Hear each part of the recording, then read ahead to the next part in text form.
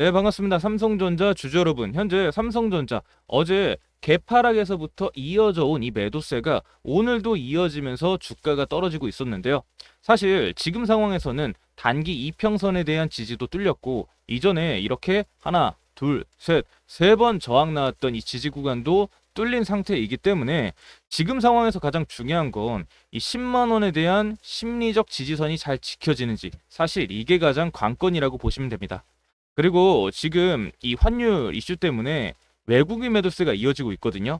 그래서 제가 생각했을 때는 다시 9만 원대 보는 것까지는 감수를 하셔야 된다라고 생각을 하고 있고, 여기서 일본 캔들이 좀 더 형성이 되면서 매물대를 만들어주면 이평선은 이게 평평해지면서 옆으로 빠지게 될 텐데, 이때 60일선을 기점으로 추세가 바뀔 확률이 높으니까 이 부분을 중점적으로 보면서 대비하시는 게 현재로서 가장 가까운 대비책이라고 보시면 됩니다. 자, 그럼 본격적인 분석에 앞서서 구독과 좋아요 정중하게 요청드리면서 그럼 오늘 분석 시작하도록 하겠습니다. 자, 일단 첫 번째 HBM4 얘기부터 해볼게요. 여러분, AI 반도체가 엄청나게 빠른 속도로 데이터를 처리하게 되려면 이 메모리도 그만큼 빨라야 되거든요. 그래서 일반 D램으로는 그 속도가 안 나와요. 그래서 나온 게 HBM이고, 여기에 여러 개 D램을 이렇게 수직으로 쌓아 올려서 데이터가 동시다발적으로 왔다 갔다 할 수 있게 만든 거죠. 이게 바로 HBM이에요. 비유를 한번 해보자면 고속도로를 1차선에서 16차선으로 늘린 것과 비슷하다고 보시면 됩니다. 그래서 현재 엔비디아가 AI 가속기를 만들 때 H100이든 H200이든 전부 다 HBM이 들어가요. 그래서 HBM 시장이 지금 폭발적으로 성장을 하고 있는 거죠. 근데 솔직히 삼성전자가 이전에 HBM3E를 생산할 때는 문제가 좀 많았어요. 뭐 엔비디아 품질 인증도 계속 통과를 못하고 발열 문제도 안 잡히고 수율도 안 나왔거든요. 그래서 결과적으로는 엔비디아한테 공급을 못했습니다. 반면에 SK하이닉스는 HBM3E 시장의 80% 이상을 독점을 했고, 아시다시피 엔비디아의 공급도 많이 하고 이러다 보니까 지금까지는 하이닉스 쪽 수급이 삼성전자보다 많기는 했어요. 근데 여러분, 최근에 상황이 바뀌고 있습니다. 이 비즈워치 보도에 따르면은요, 삼성전자가 차세대 HBM4 샘플을 엔비디아에 제공을 했고요. 지금 품질 인증 절차를 밟고 있다는 겁니다. 내년에 엔비디아가 출시할 이 루빈이라는 플랫폼에 들어가는 거죠.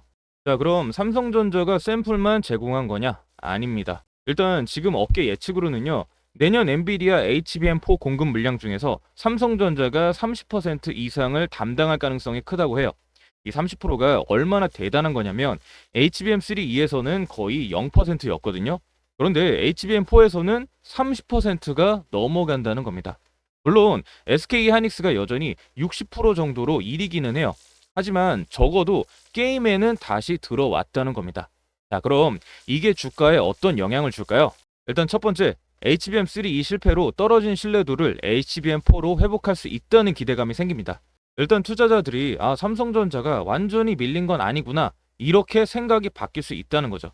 자, 그다음 두 번째는 SK하이닉스의 독주 체계가 깨지게 됩니다. 기존에 80대 0이었던 게 60대 30으로 바뀌는 거거든요. 이 시장 점유율 싸움에서 최소한 2위는 확보한 거라고 보시면 돼요. 자, 그다음 셋째, 현재 엔비디아뿐만 아니라 AMD한테도 공급할 수 있는 발판이 마련이 됩니다. 이 AMD가 차세대 MI450이라는 AI 가속기를 만들고 있는데요. 여기에 HBM4가 들어가거든요. 그래서 삼성전자가 AMD 공급망에도 들어갈 가능성이 굉장히 높아지고 있는 거죠. 다만 여기서 문제가 하나 있어요. 이 실적이 본격적으로 나타나는 건 26년 하반기부터라는 겁니다. 지금은 현재 샘플 인증 단계예요. 그 다음 공급 계약 맺고 양산까지 들어가야 진짜 시작이고, 그게 실적이 반영이 되려면 최소 1년은 걸린다는 겁니다. 그래서 지금 당장 실적이 확 좋아지진 않아요. 하지만 방향성이 완전히 잡혔다는 거, 이게 가장 중요한 겁니다. 자, 그 다음 두 번째, 우리의 재용리 이재용 회장 얘기를 한번 해볼게요. 어제 밤 9시 40분쯤 서울 김포 비즈니스 항공센터를 통해서 입국을 했어요. 뭐 미국 출장을 마치고 온 거죠. 이 회장은 이번 출장에 대해서 큰 언급은 하지 않았지만 이번 미국 출장에서 만난 사람들이 어마어마합니다. 첫 번째 만난 사람은 리사 수라고 현재 AMD CEO와 미팅을 진행을 했는데요. 이 회장이 이 리사수 CEO랑 만나서 뭘 의논했냐면, 첫 번째 의논 사항으로 내년 이 6세대 HBM4 공급권에 대해서 의논을 했다고 합니다. 이 AMD가 차세대 AI 가속기 이 MI450을 만드는데요. 여기에 HBM4가 들어갑니다. 그래서 삼성전자가 이걸 공급을 하겠다라고 하는 거죠. 자, 그래서 AMD 입장에서는 SK 하이닉스만 쓰면은 협상이 약해지거든요. 그래서 삼성전자가 대안으로 들어오면 가격도 낮출 수 있고 공급 안정성도 확보가 되는 겁니다. 자, 그다음 한 건은 AMD의 차세대 AI 칩을 삼성 파운드리에서 생산하는 방향에 대해서 의논을 했는데, 아시다시피 AMD 자체는 공장이 없어요. 왜냐면 얘네는 팹리스 회사거든요. 그래서 이제까지는 TSMC한테 맡겨서 만들었거든요. 근데 TSMC가 지금 물량이 너무 물려서 납기가 길어요. 그래서 AMD가 대안을 찾고 있는 겁니다. 그리고 그 대안으로 가장 적합한 게 바로 삼성전자 파운드리라는 거죠. 그리고 두 번째 미팅 상대는 일론 머스크, 바로 테슬라 CEO입니다. 일론 같은 경우에는 삼성전자 오스틴 공장에서 만났어요. 이 오스틴은 미국 텍사스에 위치한 지역인데 현재 테슬라 본사도 여기에 있고 삼성전자 공장도 오스틴에 위치해 있어서 둘이 만나게 된 거죠. 일단 둘의 주된 미팅 내용은 A16 칩 생산 계약 점검 때문에 만난 거고, 이걸 삼성전자 오스틴 공장에서 생산하기로 했는데 잘 되고 있는지 직접 확인을 하러 간 거죠. 자, 그다음 세 번째 미팅 상대는 이 기타 빅테크 CEO들인데, 아직 구체적으로는 뭐 누구누구 만났는지는 전부 공개가 안 됐어요. 현지 관계자 말로는 여러 빅테크 CEO들이랑 연쇄 회동을 했다고 하고, 아마도 뭐 구글, 메타, 아마존 이런 회사들이 아니었을까 추측을 하고 있습니다. 자, 그럼 여기서 핵심은 뭐냐? 이 보스, 그러니까 삼성전자의 이재용 회장이 직접 움직였다는 거예요. 보통 이런 미팅들은요, 사장이나 부사장급 임원들이 하고 있거든요. 근데 회장이 직접 나선 거예요. 그것도 여러 CEO들을 줄줄이 만난 겁니다. 이게 뭘 의미하냐면, 일단 첫 번째, 위기감이 상당하다는 거예요. 이전에 삼성전자는 HBM3E도 실패하고 파운드리도 고전하고, 그래서 이재용 회장 입장에서는 등에 불 떨어진 거라고 보시면 되죠. 그래서 직접 나서서 고객사들을 만난 거예요. 자, 그다음 두 번째, 반전 의지가 엄청 강하다는 겁니다. 우리 지금 열심히 하고 있다, 기술 개선하고 있다, 이 메시지를 직접 전달하고 있다는 거거든요. 그래서 이 CEO 대 CEO로 만나게 되면은 신뢰도가 확 올라갈 수밖에 없어요. 임원급이 아무리 잘 설명해도 보스끼리 만나는 것만 못하거든요. 자, 그다음 세 번째, 내년 사업 전략이 구체화되고 있다는 겁니다. 이재용 회장이 이 새해 초에 서울 서초 사옥에서 삼성전 계열사 CEO들이랑 신년 사장단 만찬을 열 계획이에요. 그리고 1월 6일에 열리는 이 CES 2026 세계 최대 가전 IT 전시회를 앞두고 전략 회의를 진행한다고 하더라고요. 그래서 미국 출장에서 확보한 이 모든 내용들을 바탕으로 2026년 사업 계획을 구체화하려고 하는 거죠. 자, 그럼 이게 주가에 어떤 영향을 줄까요? 단기적으로는 긍정적인 시그널로 작용을 합니다. 아, 이재용 회장이 직접 뛰고 있구나. AMD, 테슬라 같은 대형 고객사들이랑 관계가 괜찮구나. 이러면서 기대감이 생기게 되는 거죠. 하지만 실적으로 연결이 되려면 아까도 말씀해드렸다시피 시간이 필요합니다. 이 다음 AMD 파운드리 계약이 성사된다고 해도 실제 양산 들어가고 매출이 나오게 되려면 2026년 하반기는 돼야 돼요. HBM4도 마찬가지고요. 그래서 지금은 방향성을 확인하는 단계라고 보시면 됩니다. 자, 그다음 세 번째는 SK 하이닉스와의 경쟁 구도인데요. 솔직하게 말씀해 드릴게요. SK 하이닉스가 지난달까지는 더 잘 나갔어요. HBM3E에서도 대박을 났고 HBM4에서도 선두를 유지하고 있죠. 그래서 비즈워치 보도에 따르면은요, SK 하이닉스는 엔비디아의 HBM4 최종 제품을 유상 공급 중이라고 합니다. 여기서 말하는 이 유상 공급이 뭐냐고 하면 단순히 테스트용으로 무료로 주는 샘플이 아니라 돈 받고 제공을 하는 단계예요. 이게 뭘 의미하냐면 품질이 고객 요구 수준에 완전히 도달했다고 하는 겁니다.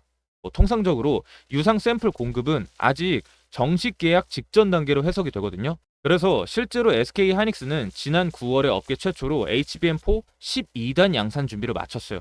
그리고 10월에는 엔비디아랑 내년 공급 물량 협의까지 완료했고요. 그리고 현재 엔비디아향 공급 물량은 2만에서 3만 장 수준으로 전해지고 있습니다. 자, 그럼 삼성전자는 어디까지 왔냐? 삼성전자는 현재 유상 샘플 단계는 아니에요. 샘플 인증을 받고 있는 단계죠. 그래서 SK 하이닉스보다는 타이밍이 늦는 건 사실이라고 보시면 돼요.